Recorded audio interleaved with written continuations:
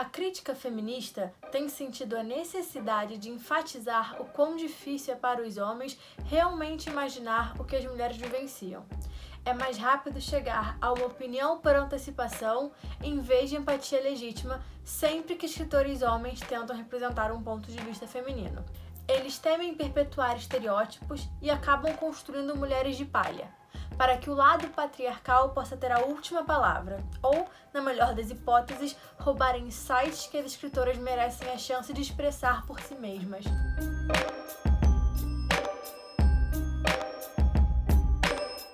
Como construir a personagem feminina perfeita? Para responder essa pergunta, a gente precisa entender o papel da teoria crítica feminista dentro da literatura. E para abordar esse assunto da melhor forma possível, nosso ponto de partida é o trabalho de Sandra Gilbert e Susan Gubar.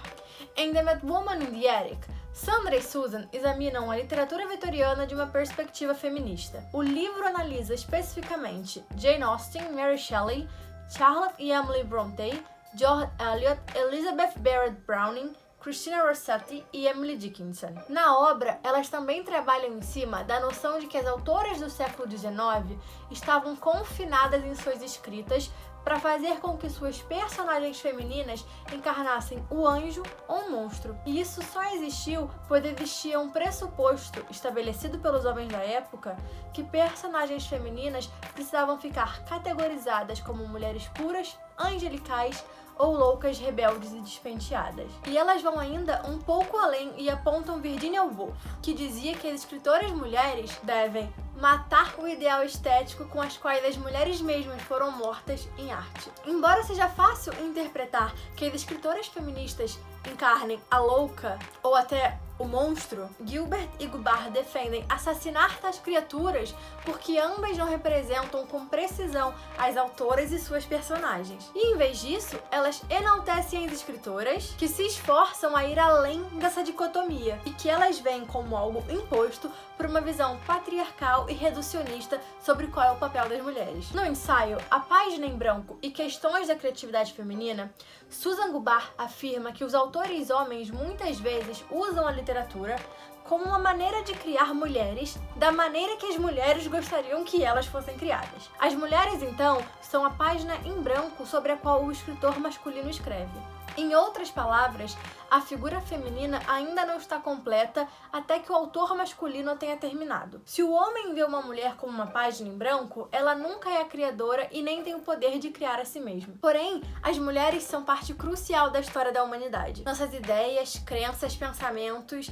lutas e vida em geral moldaram o mundo contemporâneo. E pessoas mundo afora dizem se inspirar em grandes mulheres da história, sejam elas quem forem. E todas nós, mulheres, queremos acreditar que as pessoas nos entendem. Queremos saber que podemos fazer grandes coisas e que podemos inspirar outras pessoas também. Vira um grande ciclo vicioso de inspiração entre autores, leitores e por aí vai. Entretanto, a literatura feminina tem sido muitas vezes definida pelas grandes editoras no mundo inteiro como uma categoria de escrita feita apenas por e para mulheres. Como Claire V. Watkins explorou em seu brilhante ensaio On Pandering, fomos todos treinados a olhar para a escrita masculina como algo sério, bom, pensativo. Já a escrita das mulheres deveria ser vista como sentimental, doméstica e emocionalmente motivada, ou seja, não intelectual. A escrita masculina é universal, enquanto a escrita das mulheres é pessoal. Os homens escrevem sobre coisas sérias, como a guerra, e não coisas mundanas, como criar filhos. Essa perspectiva faz uma suposição não só de que os homens escrevem sobre certas coisas pelas quais as mulheres não se interessam, mas que qualquer tema que possa estar associado ao feminino ou à mulher é de alguma forma menos importante, que as preocupações das mulheres são menos preocupantes, que as ideias femininas são ideias menores, que imaginações femininas são menos imaginativas. Se pararmos para analisar bem superficialmente o histórico da literatura feminina e das autoras mulheres, podemos chegar à conclusão que as próprias mulheres eram muitas vezes as únicas que advogavam por si. Inclusive, na maioria das vezes, grande parte das pessoas interessadas em ler, revisar e resenhar trabalhos escritos por mulheres eram outras mulheres. E não me entendam mal, eu gosto de livros escritos por homens. Alguns livros... Bom, eu tenho até um autor favorito, 2 no caso, e ambos são gays, mas enfim, isso não vem ao caso. E eu tô fazendo esse vídeo só porque eu li Malibu Renasce, que foi publicado recentemente no mundo inteiro.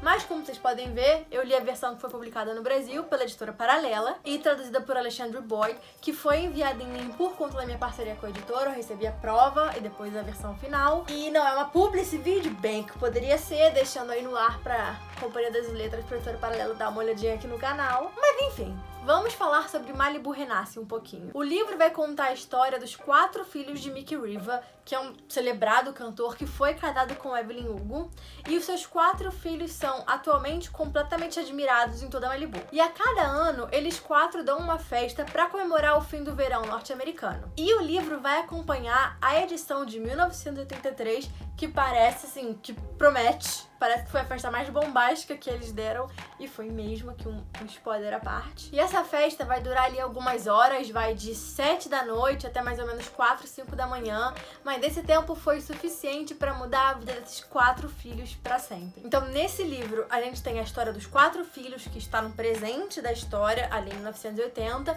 mas também ela é intercalada com o passado, onde a gente acompanha a mãe deles e o pai, como eles se conheceram, o início da história dos dois e como que as coisas foram caminhando pra gente ter os 4 filhos onde a gente tem agora. Diferente dos outros 2 livros mais populares de Taylor Jenkins Reid, que é Os 7 Maridos de Evelyn Hugo e David Jones and the Six, enquanto eu lia, eu ficava me perguntando: o que tem de tão especial nesse livro? O que supostamente torna ele algo imperdível? Qual é o sal dessa batata, o tempero dessa salada? E o tempero dessa comida toda, desse banquete, é basicamente opressão, opressão, opressão e o papel feminino na sociedade. E também um pouco daquela velha história de que quando você cresce, você vai virar uma versão dos seus pais, queira você ou não. E o mais interessante é a forma como a Taylor Jenkins Reid construiu essa história, como ela sempre faz nos outros livros dela. Na parte do passado, a gente vai acompanhar, como eu já falei, a June, que é a mãe das crianças, e o Mick, e como os dois não querem repetir os erros dos próprios pais. E eles fazem o possível para ter vidas diferentes dos próprios pais e para não seguir o caminho deles. Só que quando você vê os dois anos depois, já casados e com filhos, você vê que, querendo ou não, eles viraram uma versão dos próprios pais. Em alguns casos, uma versão piorada até dos próprios pais. É algo que eles tentaram fugir, tentaram nadar contra a maré, mas que no final eles não conseguiram e acabaram até ficando presos em um lugar mais profundo ainda do oceano do que os pais. Só que estaria tudo bem se isso afetasse só esses dois. Porém, como na vida real e não só na literatura e no cinema, a criação que você recebe daqueles perto de você afeta quem você se torna no futuro, por mais que você seja um ser pensante que tenha a capacidade própria de construir a sua vida. Então, os comportamentos e as decisões tomadas pelos pais também vão afetar os 4 filhos, que também desejam não se tornar uma versão dos próprios pais e continuam presos naquele ciclo vicioso. Só que a verdadeira força motriz dessa história, como todas as outras descritas pela autora, não está nos detalhes da trama, em sua simbologia e na sua lição de moral. Não. A força está completamente, totalmente, 100% ligada aos papéis de gênero. O gênero desempenha um papel importante na vida dos seres humanos. E isso começa desde a época do nosso nascimento, quando na maternidade a gente recebe um cobertorzinho rosa ou azul, e isso vai nos colocar num caminho, numa trajetória para nos tornar o homem e a mulher que a sociedade e que a cultura consideram adequado. Desde os primeiros segundos de vida, somos ensinados a seguir um padrão comportamental rigoroso. E em uma sociedade patriarcal, isso muitas vezes vai dizer que um homem vai levar uma vida privilegiada e a mulher, por consequência, vai viver uma vida subjugada. Forçar homens e mulheres a se encaixarem em papéis de gênero é prejudicial, pois vai levar à crença de que esses papéis representam a realidade. E isso faz com que os estereótipos de gênero perdurem. Outra teorista, Judith Keegan Gardner, baseia suas teorias de gênero na crítica literária sobre experiências nas diferenças de vida de homens e mulheres. Como Williamson, ela acredita que homens e mulheres vivem de forma diferente por causa do gênero com o qual nasceram. Portanto, essas diferenças serão refletidas em suas escritas. No ensaio que ela publicou sobre identidade feminina e escrita por mulheres, ela afirma que em uma sociedade dominada por um homem, ser um homem significa não ser como uma mulher. E como consequência, o comportamento considerado adequado para cada gênero torna-se severamente polarizado. E ela também vai enfatizar que a identidade é um fator importante na escrita das mulheres. Assim como Williamson tinha uma teoria sobre como a escrita dos homens é formada, Gardner vai ter uma sobre a formação da identidade feminina e a sua relação com a literatura. Ela explica, e para isso eu preciso colocar meu óculos para ler porque eu sou cega. A formação da identidade feminina depende do vínculo mãe e filha.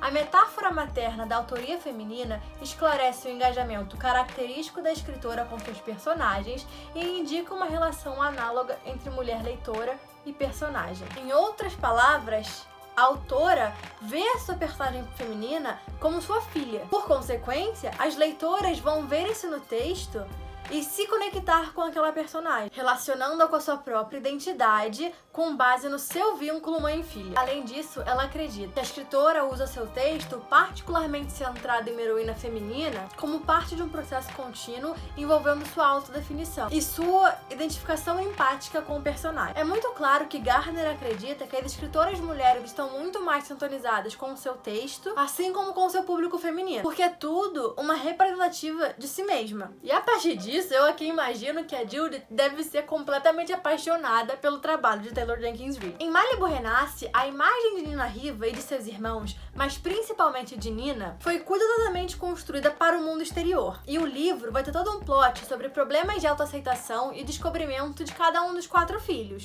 Enquanto eu li o livro, eu me sentia meio blasé, meio meh.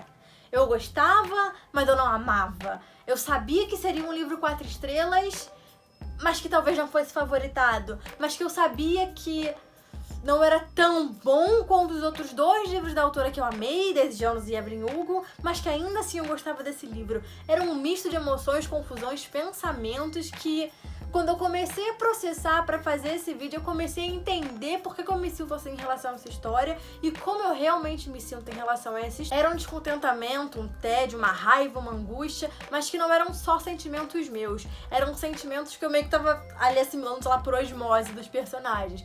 Porque eu me conectei de diversas formas com essa história. Principalmente na relação pai-filho, mãe-filho, por exemplo. Aspectos ali eram reais demais pra mim. Mas ainda assim, quando eu fechei o livro, eu dei 4 estrelas e favoritei. E por quê? Pela veracidade, pela dor, pelos defeitos, pelos problemas. Principalmente pelos personagens. Linda Hutcheon, em seu artigo Assunto em D para História e Sua História, fala sobre um tipo de metaficção que é inerentemente pós-modernista e comenta sobre identificação, subjetividade e sexualidade, especialmente identidade sexual e representação das mulheres. Como esses textos são políticos e muitas vezes históricos, ela cunhou o termo metaficção historiográfica.